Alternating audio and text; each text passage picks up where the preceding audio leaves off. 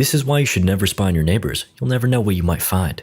Our story opens with Kale, a young high school student, and his father, Daniel, fishing in a freshwater swamp. On their way home, they get in a deadly three-way car accident. Rip in peace, Dad. That was 1 year ago. Now in the present day, we see Kale asleep in his Spanish class. The teacher, Senor Gutierrez, throws a whiteboard eraser at him to wake him up. He confronts Kale and asks him why he shouldn't fail him on the spot. Then, he hits him with the, "What would your father think?" "Sir, those are fighting words." Uh-oh, now we're in court. We see Kale and his mother along with his teacher. The judge, aware of Kale's recent loss, sentences him to just 3 months of wearing a weird ankle bracelet during the summer holidays. Back at home, we see 2 officers fitting Kale with said bracelet. There is a 100-meter radius surrounding the GPS modem, and if he steps outside of the radius or unplugs it, the popo come knocking. In the event he steps outside, he has just 10 seconds before an AC-130 is called to his location. No cap. As Kale's mother goes into the other room to pay the incarceration fee, he's left alone with the other officer. "Your Spanish teacher? It's my cousin." Well, your cousin's a little bit. With nothing better to do, Kale starts his 3-month house arrest by binging every episode of Minute Movies. Thanks for the views. Now, what better snack to enjoy that than extra crunchy peanut butter covered in Hershey's chocolate sauce? What, you can't handle the taste? Ha, weak. Later, his mom comes home, disgusted at the environment he's been lazing around in. Relatable. Out of frustration, she cuts the cable connection and cancels his Roblox subscription. Talk about tough love. Clean up your room. Kale spends the next few hours doing laundry, cleaning the house, and pounding down Red Bull. Well, that didn't last long. Later, Kale wakes up to the sound of a moving truck and looks out his window to find a new family moving in next door. He looks on with interest, though he's quickly interrupted as the doorbell rings. He opens it to find a burning paper bag. He puts it out with his foot, though soon realizes his mistake. He just stepped in chocolate. Okay, no, that's poop. He spots the 2 culprits and chases after them on the main road. Dude, you said he couldn't leave his house! Oh, yeah, I forgot about that. He looks down and notices that his GPS tracker is flashing red.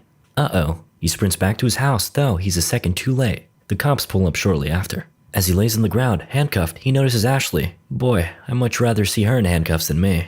For Kale, it's love at first sight. Later, he chats with Detective Parker on the phone. She tells him that he's being let off this time, but it better not happen again. Determined to keep that promise, he assesses the GPS's range and plots out a makeshift barrier around the house so he knows where he's allowed to go. Suddenly, he spots Ashley pulling up into her driveway.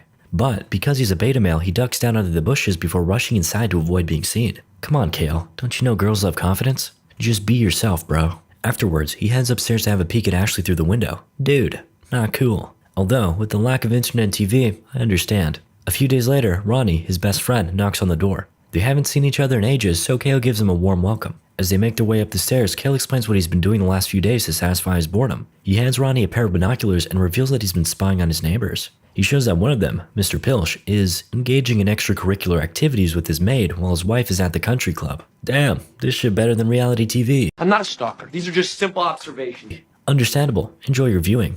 Next up, he leads Ronnie to the living room and shows him his favorite person to spy on, Ashley.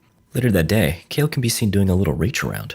This is the length he has to go through to not trigger that alarm. Suddenly, Ashley appears and offers her help. The pair talk for a moment before her mom calls her away. That evening, while his mom is dozing off, he watches the news channel discovering a recent kidnapping in the suburbs. Boring. Let's tune into a late-night broadcast of yoga instead. Ooh, I love this channel. Oh shit, I've been spotted.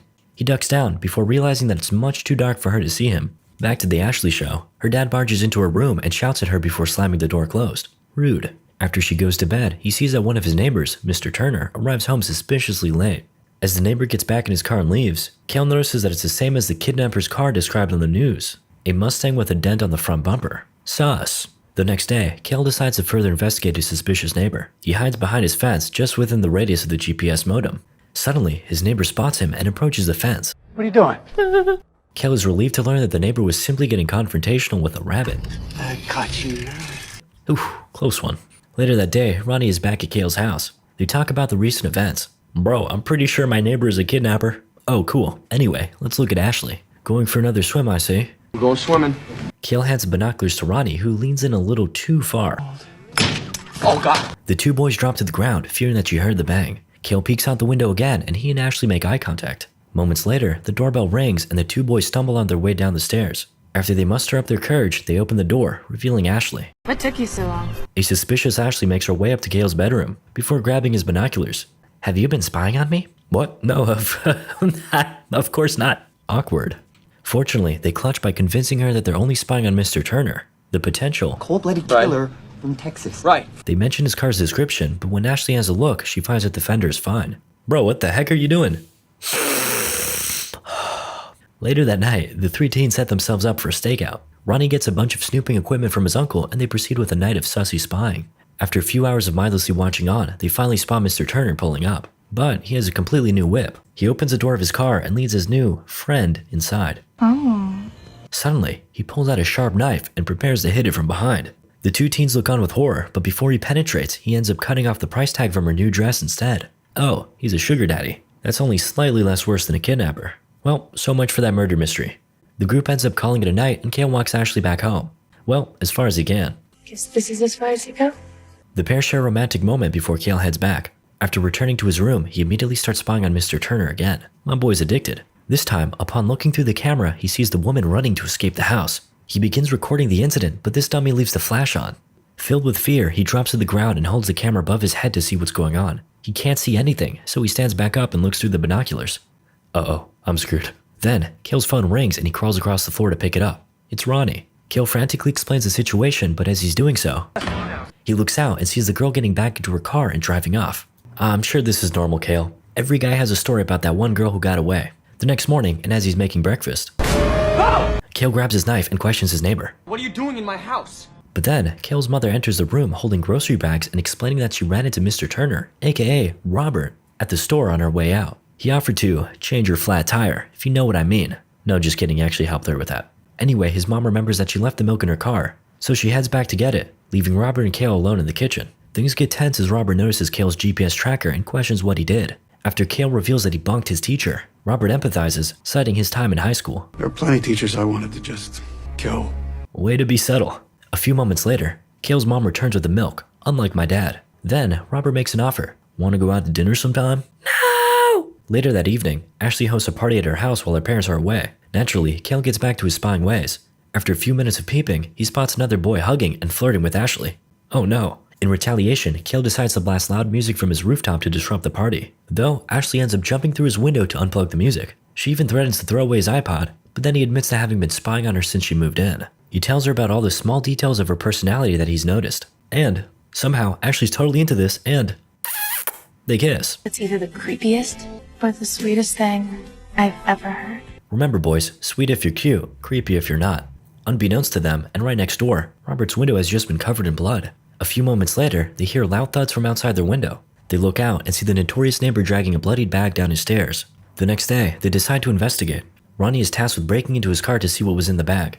Meanwhile, Ashley follows Robert as he shops, so they know when he's on his way home. Ronnie manages to break into the car when Kale's phone rings. I lost Turner. You had one job, Ashley. Suspecting that Robert is on his way home, Kale hurries Ronnie to feed him the password to the garage. Meanwhile, as Ashley is driving out of the parking lot, she runs into, you guessed it. Robert tells her that he knows she's been following him. Leave me alone, you damn millennials. Boomer moment. Back at home, the three teens meet and discuss what to do next.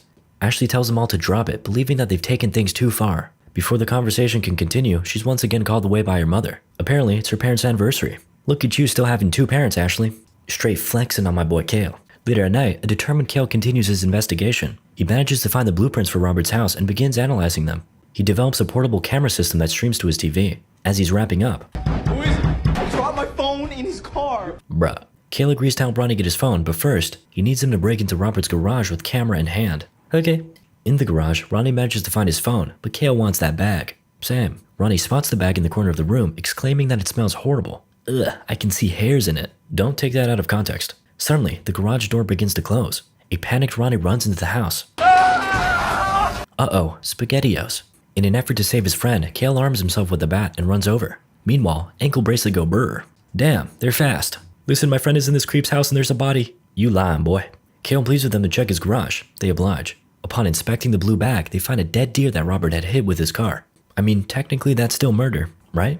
Back at home, Kale is scolded by his mom, who reminds him that he has court tomorrow. After, she heads to Robert's house to apologize as Kale watches from his window. Suddenly, he gets a text message from Ronnie telling him to check his TV. Kale turns around and sees Ronnie laying unconscious through the screen. Wait a second. Psych. Just a prank, bro. I wasn't actually dead. You have any idea what I just been through? Hey! Whoa, relax, buddy. Ronnie explains that he managed to get out of his house and didn't see anything sus inside. Kale ultimately forgives him and explains that his mom went over to apologize to Robert. Ronnie hands him the video camera so they can look over what happened. Be right back, bro. Gotta drain the main vein. While watching alone, Kale notices something. Oh shit, that's the chick that got kidnapped. Just as he realizes this, his mom is attacked by Robert. And it doesn't end there. He makes his way to Kale's house and plays baseball with Ronnie. Sort of. Then, Robert goes upstairs to attack Kale, but his reflection betrays him, allowing Kale to dodge. He sprints upstairs and tries to unplug the GPS modem, but Robert says, nah. Kale gives it his all, but it just isn't enough. Instead, he decides to run outside in an effort to trigger the alarm. Once again, Robert says, nah, overpowering Kale, knocking him out, and pulling a 50 Shades of Grey. Kale wakes up in his bedroom as Robert threatens to pin all his crimes onto him. No, don't do me like that, bro. Unfortunately, his tears have no effect on Robert. He forces him to write down an admission of guilt, but before he can, Ashley breaks into the house. This gives Kale one last chance to attack Robert. Oh hell yeah, Ashley joins in for a quick assist. This gives the pair just enough time to barricade themselves. Ashley proceeds to free Kale while he explains that his mom is at Robert's house. He plans to make his way across the GPS radius, but he's interrupted by... Hello. Before he snatches them up, the two teens jump out the bedroom and into Ashley's pool, triggering the alarm on his foot. Then, he dashes towards Robert's house, breaking down the front door. Meanwhile, the officer is called to Kale's house, but he decides to finish his dinner before heading over. Come on, man. The one time? Back to Robert's house, Kale frantically searches for his mom before uncovering the hidden crawl space under the house. He breaks open the vent and makes his way inside before realizing he's too big to fit. Can't relate. Then, he hears a noise coming from somewhere else in the house and continues his search. He bangs on the walls before accidentally opening a hidden room. Inside, he discovers an operating table and multiple massive freezers. He spots the ID of the kidnapped club girl, along with a red wig.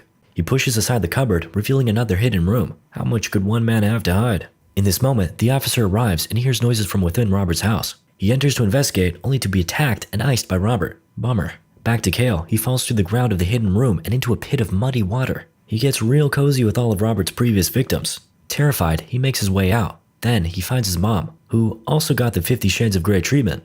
Before he can cut her free, Robert quickly has Kale at death's door, but his mother's protective instincts come in clutch. Having now gained the upper hand, Kale gives Robert a tummy tuck before throwing him down the hole. Now, the corpse soup is complete. Chef's kiss. Soon after, more police pull up as Kale and his mom exit the house safely. A few days later, we see Kale getting his ankle bracelet removed by the detective. I think you're the first one to ever get one of these things taken off early for good behavior. Kale, now a free man, spends the rest of his summer holidays with Ashley, enjoying every moment. God, I wish that were me. Skibbity bobbity, bop bop, boom.